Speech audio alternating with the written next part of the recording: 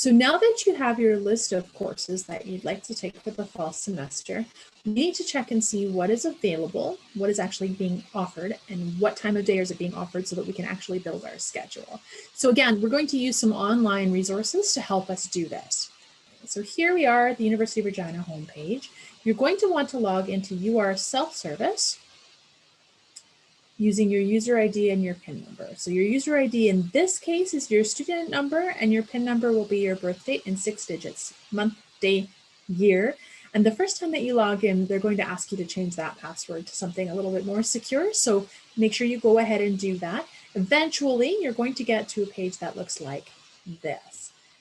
Now, again, in some of the resources that'll be available to you on the website, I'll go through this in a little bit more detail and show you where to find a lot of different things. But for now, we're just going to go to the scheduling tool. So if you go into Student Services, which will also bring us to the Student tab up here, and we can go into Registration.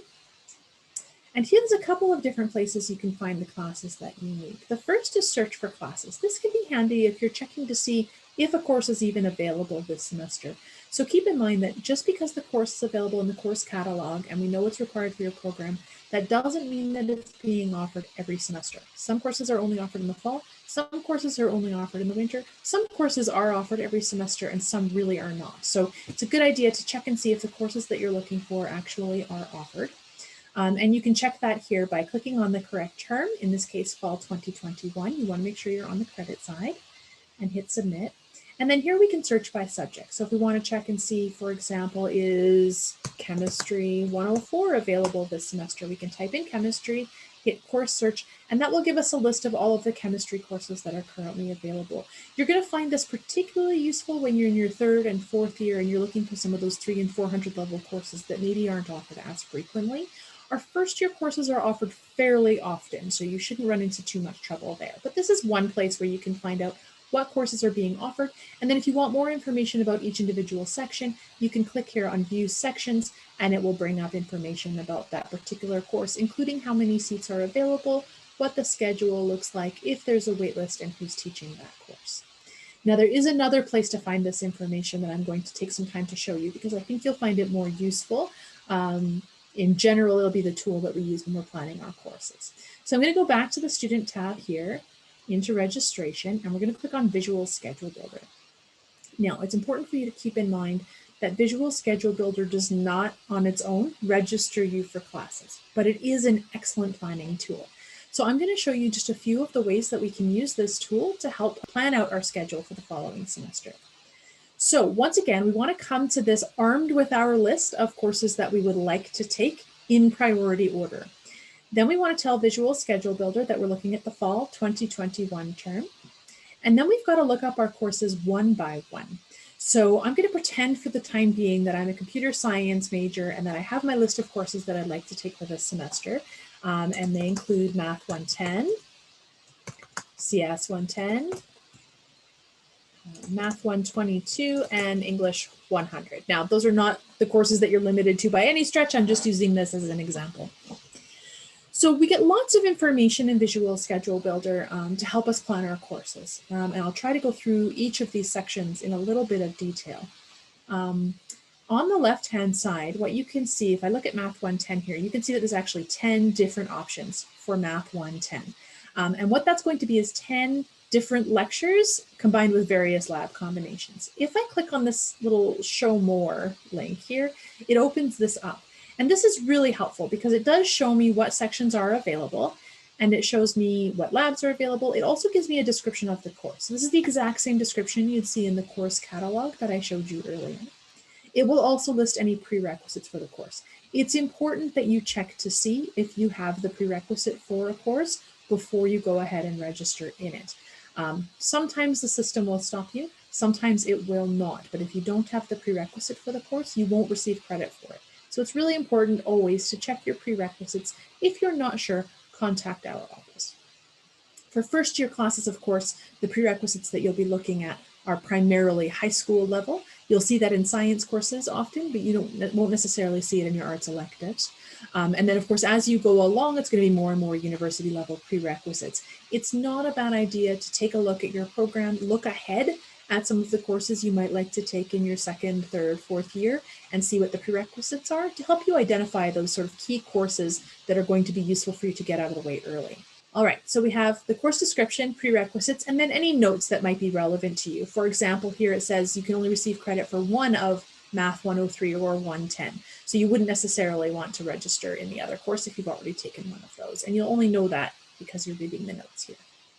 And this is the case for all of these courses. I could open these all up and you'll notice some of them have more options than others, and that depends entirely on how much in demand that course is.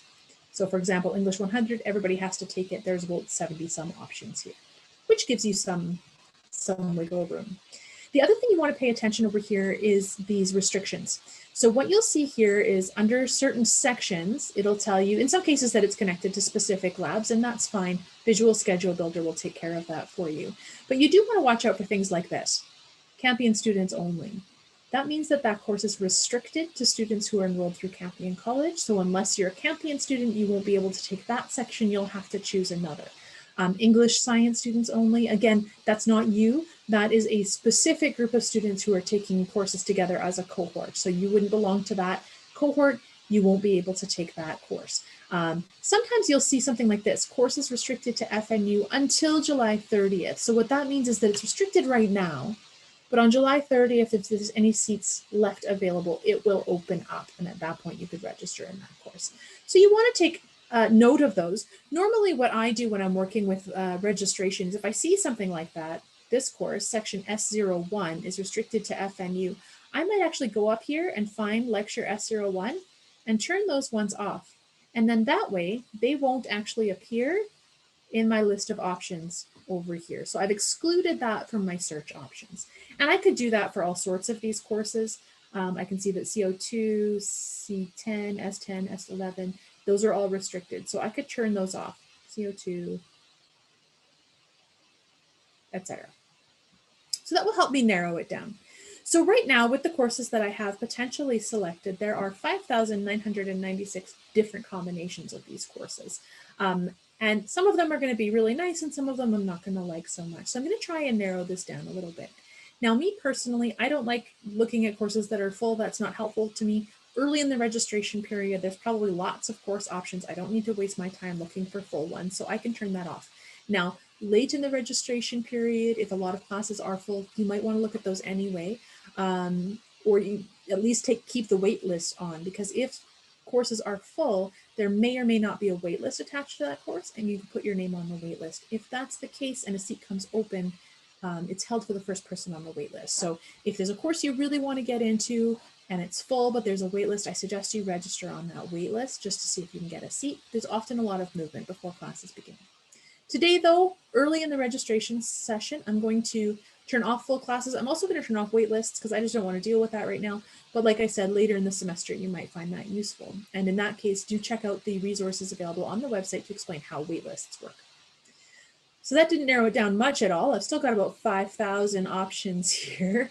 And I could sort through all 5,000 and that would be great. But let's pretend for the time being that I have a job in the evenings and I don't want to deal with evening classes and I don't want to be in class on Saturday. So I'm going to take my cursor here and I'm just going to gray out by clicking and dragging on the schedule, evenings and weekends. And what that will do, it won't get rid of options for me, but it will move the ones that don't overlap to the front of the list. So now if I go right to the beginning, it's going to give me options that don't overlap with those time frames. All right. So I can click through here to my heart's content and find a schedule that works for me. That's a good way to start. Once you find one that you're happy with, I kind of like this. That gives me a nice sort of all my classes in the end. I like classes close together. Some of you might find that you want a bigger gap between classes to shift gears. That's okay too. You want to make sure that you're taking into account your own rhythms and tendencies. I like my classes close together and then I can take huge chunks for homework. Figure out what works for you. That's going to be a lot of your first year, is just identifying what patterns and what strategies will work best for you. So make note of those things. If you find that, you really just don't get up for classes in the mornings, maybe try to avoid classes in the mornings. If you find that, you really need a break between classes, give yourself a bigger gap. That's absolutely fine. I'm just going to go with this one for now for the sake of an example. So here's the potential schedule that I'm looking at. There's a few things that I want to pay attention to. Breaks are one of them. Another is the final exam. So what you can see here visually is that I've got a couple exams around the same time. The other two are spread out. So we're going to want to pay attention to that. When I look in this middle section here, what this is information about this course, but this specific section that it's showing me. Now, again, keep in mind, there's about 12 of these over here. I'm just looking at information for this one right here. So this will tell me when the class is scheduled for, what the dates are, which is more relevant during the summer than the fall, but it's helpful to have those there. It will tell me the date and time of the final exam. So like I said, there's a bit of a visual here. You can see that there's two right around the same time. This one is December 14th from 7 to 10. This one is from December 14th, 2 to 5. So that's not at the same time. The system would let me register for that because it's not a direct conflict. However, if you're the type of person that exams make you nervous and you're really not comfortable writing two final exams back to back, you may want to shift and try a different section of the course. Final exams are scheduled 8 months in advance. They're not going to move them. You are expected to be there. So make sure you take that into account when you're planning your courses. I'm still happy with this. So then I want to take a look and see, okay, how is this course being delivered and where is it? Now, normally when we're on campus, you will see the classroom number here. That's the physical location that the class is being offered. Right now for the fall semester, as you know, our courses are going to be delivered remotely. So that's what you're seeing here. And you will be able to access them through the UR Courses system. But the nice thing over here is you can see who the professor is going to be that's offering the class. So in this case, Richard McIntosh will be teaching this particular Math 110 section. Richard Dulciman will be teaching CS 110, and so on. And then we want to pay attention to right here. This is really important information that you're going to need if you're going to register for the course. So first of all, we have the section for the course. So this labels the section we're looking at, Lecture 3, Lab 30. That's this one right here. We can see that there are 108 seats available in this class, and currently there are no students registered. I expect that to change by the time you're looking at this. So currently no students are registered in this course. For CS 110, there's 68 students in the class, seats in the class, and there are 32 students registered. Now, just so you guys have a bit of a heads up, classes can be as many as 400 students at the 100 level. As you go up, you'll find those classes get smaller and smaller, which can be really nice in your later years. Now, once I am happy with this schedule and I'm ready to register, there are some things that I need to take note of. First of all, again, double check your final exams, make sure there's not a conflict. Then what you want to do, this system does not register you for classes, so you're going to need to register in UR Self-Service. So you're going to want to take note of these 5-digit numbers that are tucked just under the section numbers. So these are what we call course registration numbers, or CRNs. And Visual Schedule Builder is really handy. Right at the bottom here, it has this little shopping cart where it will collect all of the CRNs for you. So this is kind of nice. Write these down because you'll need them in the next screen. So once we're happy with this, we like our schedule, we're ready to move forward, you'll want to copy these down. I'm just going to copy this one for now. I usually just write them down. That's a little bit easier. And then what you're going to want to do is right click on this UR Self-Service and open link in new tab. And what that will do is it will open the registration screen, the Add Drop Classes screen in particular, in your UR Self-Service. Now, if you're looking to get here outside of Visual Schedule Builder, it's really easy. You just go to the Student tab here, click on Registration, and then Add Drop Search for Classes. So that'll get you right here as well. And then to actually register for the course, what you need to do is take those CRN numbers from this list right here, and we put each of those in one of these boxes. Okay, so you should have one for each lecture, and you should have one for each lab. If there is a lab attached to the course, so for example, CS 110 and Math 110 here, they both have a lab attached to the course. And you can see that over here in the schedule. Here's your CS lecture, here's your CS lab. Here's your math lecture, here's your math lab. There's another math lab there.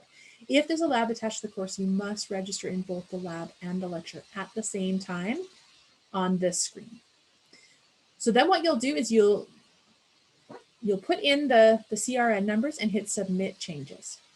Once you've entered the CRN and hit Submit Changes, that will register you in the course, and it will pop up just above this Add Classes worksheet and give you a list of courses that you're currently registered in. If there are any problems, you might get an error. So hopefully this helps you to know how to actually plan out your schedule and then register for classes. Now keep in mind, you're not registered for classes unless you've entered in these CRN numbers and you see it there. Once you're registered, one place I suggest that you go just to confirm that everything is the way you think it is, go back to the student menu and registration, and then you're going to want to click on confirmation of enrollment right here. And what that will do is it will show you in real time the list of courses that you are currently registered in.